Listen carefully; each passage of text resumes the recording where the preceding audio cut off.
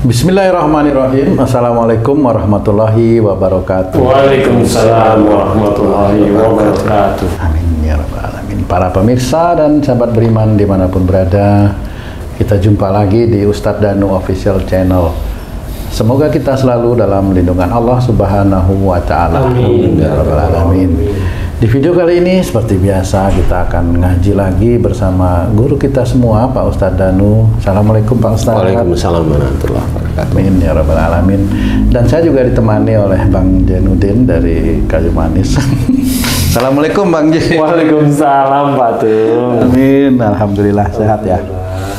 Sahabat beriman dimanapun berada, kali ini kami akan bertanya kepada guru kita semua, Pak Ustadz Danu. Mungkin ini juga banyak terjadi di sekitar kita ya, di mana ada orang berutang, Pak Ustadz ya, berutang ya, dia berutang untuk keperluannya, terserah dia.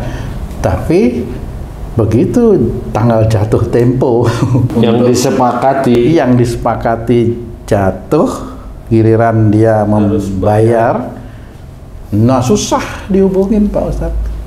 Kadang-kadang ditelepon nggak diangkat. Itu niatnya nggak mau bayar atau belum bayar ya? Nah itu kan permasalahannya di situ ya.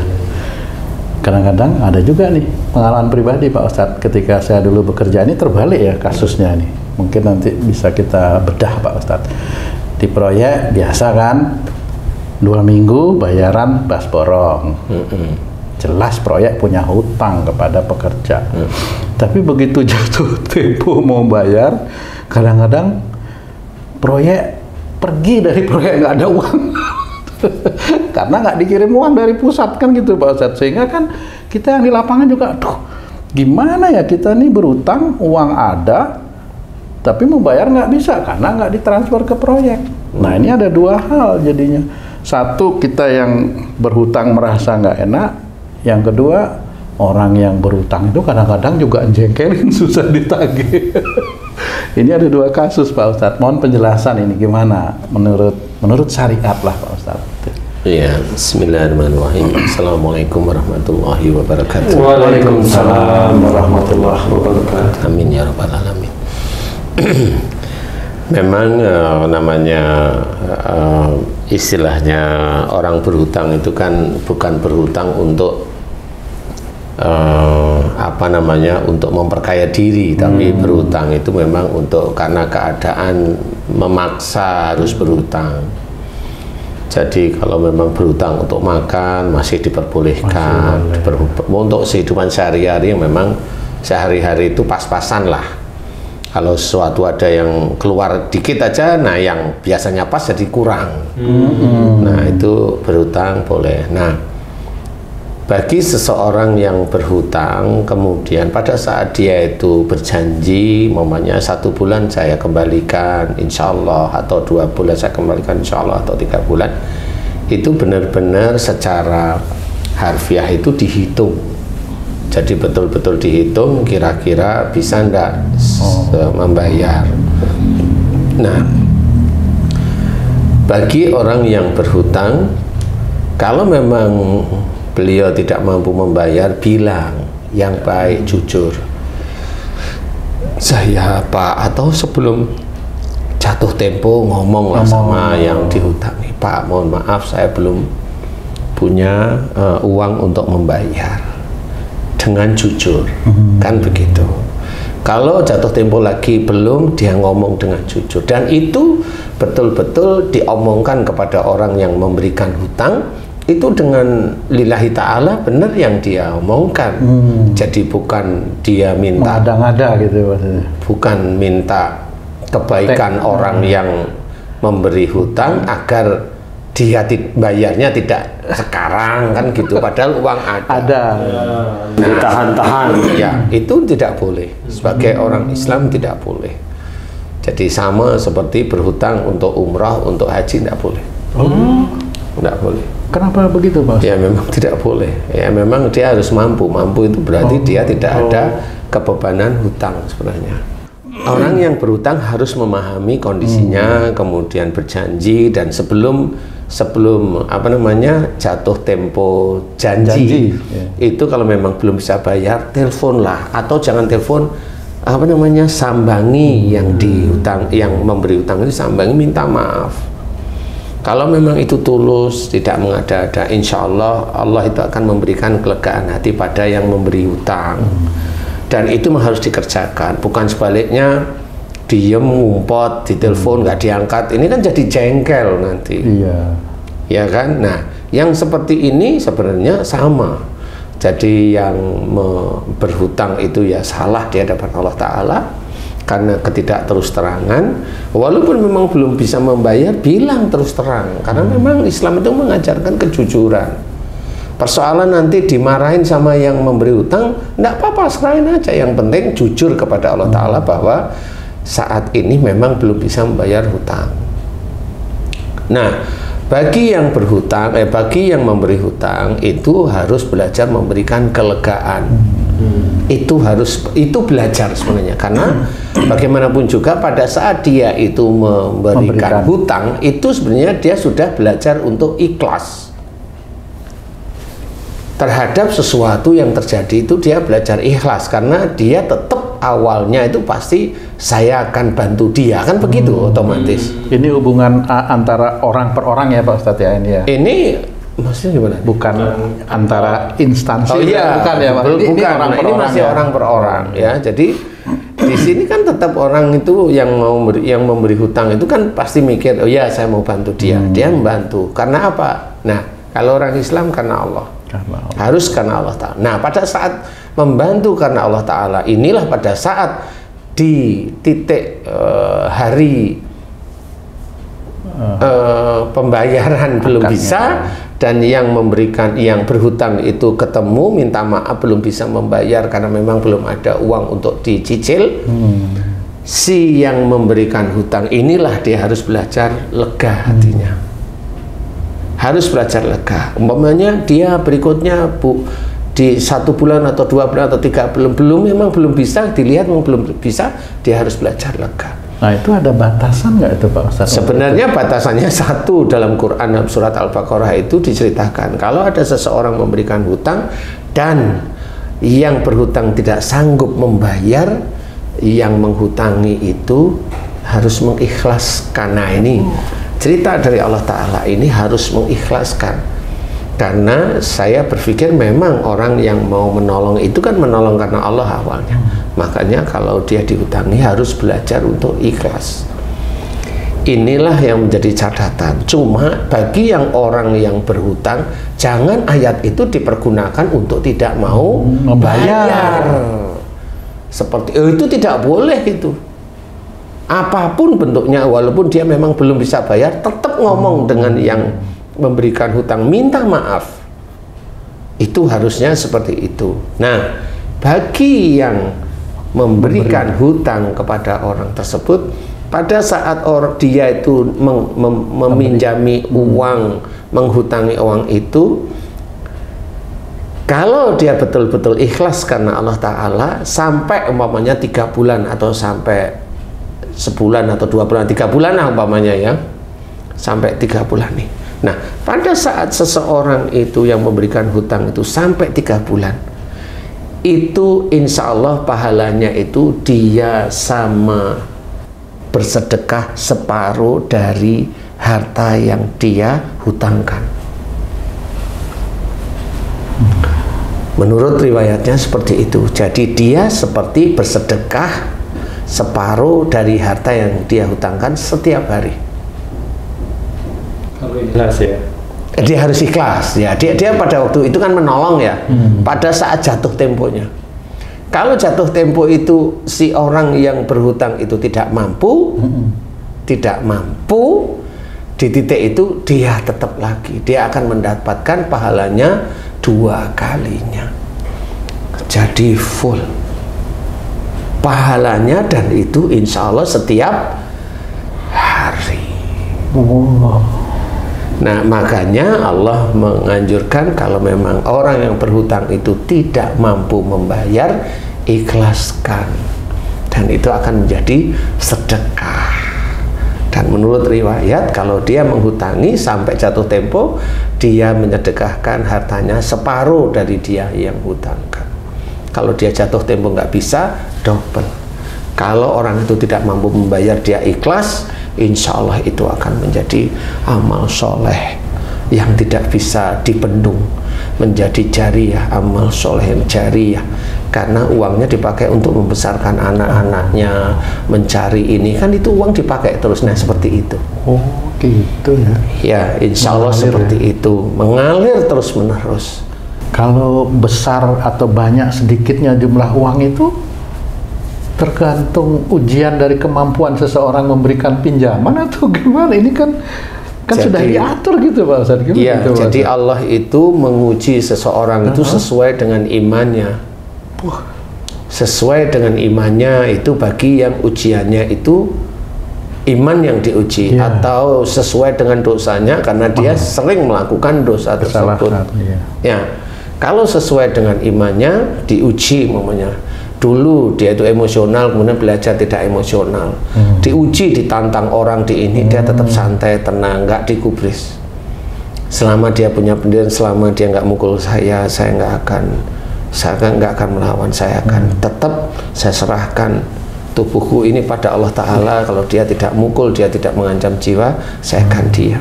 Itu iman Pak Ustadz. Itu diuji dari dulu kesalahan yang dulunya hobinya marah. Oh, beda. Kan gitu. Ya. Tapi pada saat dia sudah bertahun-tahun itu nggak ada yang uji lewat begitu-begitu. Kemudian dia istiqomah, melakukan ini, melakukan itu, pekerjaan, akhirnya diberi rezeki. Nah, suatu ketika diujilah dia melalui itu. Umpamanya ketemu sama temennya, kemudian temennya itu ngomong, "Tung, ini ada perumahan nih. Ini rumah ini, satu rumah itu saya hitung-hitung sekitar 400 juta. Nanti kalau untung, karena kamu yang modalin, kamu dapat 60% dari keuntungan. Ini saya jalankan." Ya, kamu bilang gitu. Ya. Baru 1 minggu, 2 minggu kamu telepon temenmu nggak diangkat, teleponnya sudah hang dan sebagainya. Akhirnya sampai puluhan tahun ini ditelepon nggak bisa. Nah, di titik itulah pada saat kamu dinelpon temenmu nggak bisa, 1 bulan nggak bisa, 2 bulan nggak bisa, tersenyumlah bahwa kamu ditipu. Tersenyum dan serahkan sama Allah. Ya Allah, ujianku memang aku ditipu sama temenku baik dulu. Ya sudah, serahkan sama Allah Ta'ala. Nah itu akan menjadi amal jariyah kalau itu dipergunakan hal yang baik. Kalau dipergunakan hal yang buruk, enggak, tetap dapatnya akan baik. Insya Allah seperti itu. Makanya bagi orang yang memberikan pinjaman, ya bersiap-siap aja seperti itu. Insya Allah mudah-mudahan itu menjadi keberkahan nantinya. Nah kalau kayak kamu kerja di suatu instansi yang dulu seperti itu, kalau ditagih padahal dia udah bekerja, dia keringatnya sudah ini belum kamu kasih, itu dolim. Kamu dolim, kamu dan seluruh karyawan yang mengerjakan itu dolim. Kamu, atasanmu sampai dirut, dolim. Dolim itu insya Allah. Itu baru dolim, belum bohongnya lagi itu kan Pak Ustadz. Ya, iya itu. Pasti kan ditagih terus. Nah di sini mulai bohong nih. Nah ya itu. Itu yang dosa. Yang ya semua. Kena itu Pak. Semua kena. Karena semuanya itu saling tolong menolong di dalam keburukan. Itu kalau yang dijolimi nyumpain kejadian nggak Ustaz? Walau alam ya, bisa aja memang kejadian atau tidak kejadian itu kan Allah aja. Tetapi kamu dan atasanmu itu sudah menjadi catatan di hadapan Allah Ta'ala. Tidak ada celah untuk menyelamatkan diri di situ. Bisa. Kamu pergi aja dari situ, tutup di hotel, selesai. Kamu selamat sementara. Dan itu sering terjadi. Nah, berapa puluh tahun kamu kerja dan berapa puluh tahun juga atasanmu bekerja. Ya begitulah. Makanya jangan merasa kalau sudah dapat uang dari proyek itu 2 miliar, 5 miliar itu tenang, tidak kepegang KPK, tenang. Oh, enggak. Itu satu, dia menggunakan uang rakyat. Kalau memang itu kerjaan itu dengan negara, yang dipakai adalah uang rakyat. Kalau dipakai uang rakyat berarti dia ngambil haknya rakyat. Kalau ngambil haknya rakyat berarti dia ngambil uang, dan itu dikatakan muflis, orang yang merugi besok di akhirat. Iya beneran, itu muflis, itu sama seperti orang korupsi, sama aja. Bangkrut nanti ya. Bangkrut dia, merugi dia nanti di akhirat. Dia bawa sholatnya, dia bawa puasanya, dia bawa baca Qur'annya, dia bawa sedekahnya, hilang karena dia memakan uang orang lain. Nah itu muflis. Makanya berhati-hati seperti itu.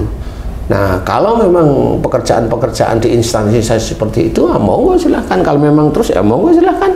Kalau memang besok di akhirat mau menghadapi Allah, menantang Allah dengan gaya-gaya seperti itu, kan ya monggo. Itu secara individu perorangannya kena, tapi secara institusi atau perusahaannya bisa kena juga nggak? Perusahaannya dimasukin neraka, disiksa. Maksudnya bukan gitu, maksudnya wah dapat proyek gitu misalnya Pak Ustadz. Lah kan orangnya sendiri, nafsunya orangnya sendiri. Ya namanya institusi yang nggak masuk di dalam neraka ya, yang jelas itu personalnya, orang-orangnya. Sebenarnya kan gitu, antara dia ditekan suruh nyari proyek, dia nyari proyek itu ada nyelip bahwa nanti kalau dapat proyek kan saya dapat, begitu aja toh. Iya. Oh kirain institusinya yang dibakar kan. Kalau itu kan ketahuan aja ya, ketahuan aja. Jadi ini yang harus diketahui. Jadi banyak orang itu dia kelihatan tenang aja di institusi itu yang memang setiap saatnya nyuri.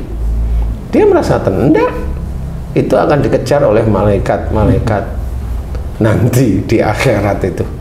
Nah inilah yang harus kita ketahui, bahwa namanya bayar hutang itu kalau memang kita ada ya bayarlah. Makanya kalau istilahnya Rasulullah itu tidak mengajarkan berhutang itu untuk kaya, itu enggak. Berhutang itu memang untuk keperluan hidup. Jadi hidup itu ya makan seperti itu. Insya Allah seperti itu. Tapi kalau untuk keperluan kaya nggak dianjurkan. Bekerja aja biasa. Saya punya teman, dia berhutang sama seseorang. Nah, orang yang memberi hutang ini meninggal dunia, Ustaz. Orang yang memberi hutang meninggal dunia. Nah, saat dia mau bayar, apakah dia bayar ke ahli warisnya, Ustaz? Iya, insya Allah. Karena itu kan termasuk harta waris nanti. Jadi tetap dia harus bayar ke ahli warisnya. Insya Allah seperti itu. Jadi nah repotnya dibalik nih. Suatu ketika ayahnya berhutang, meninggal gitu Pak Ustadz, berhutang namanya kepada Haji J. Nggak mau bayar. Tar dulu nih, ngeri nih. Ayahnya itu berhutang kepada Haji J. Padahal anak-anaknya tahu ayahnya itu dekat sama Haji J. Suatu ketika ayahnya meninggal, Haji J nggak bisa datang karena nggak ngerti kalau ayahnya meninggal. Nggak ngerti. Nah anaknya, dia harusnya bertanya, apakah ayah saya itu pernah punya hutang atau hutang di mana? Ini cara anak itu untuk menyelamatkan orang tuanya begitu. Tapi kalau anaknya itu diem, anteng dan sebagainya, selesai nih. Siapanya? Ayahnya dikejar-kejar besok di akhirat. Karena dia juga tidak mewasiatkan kepada anaknya, dan anaknya juga hanya cuma bilang pada saat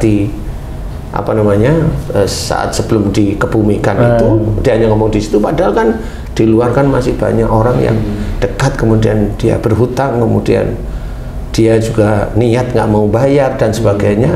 Nah itu resiko nanti. Insya Allah seperti itu. Jadi harus belajar. Nah bagi seseorang yang berhutang, dia harus belajar untuk membayar. Kalau belum mampu, saya tidak bilang tidak mampu ya, belum mampu, bilang sama yang memberikan hutang, saya belum mampu Pak, minta tolong kelegaan hati untuk diundur lagi. Nah, bagi yang memberikan hutang, ikhlaskan, karena dengan ikhlas itulah nanti Allah akan tersenyum melalui malaikat Raqib, sehingga tahu bahwa kita itu betul-betul lapang dada di dalam sikapi itu.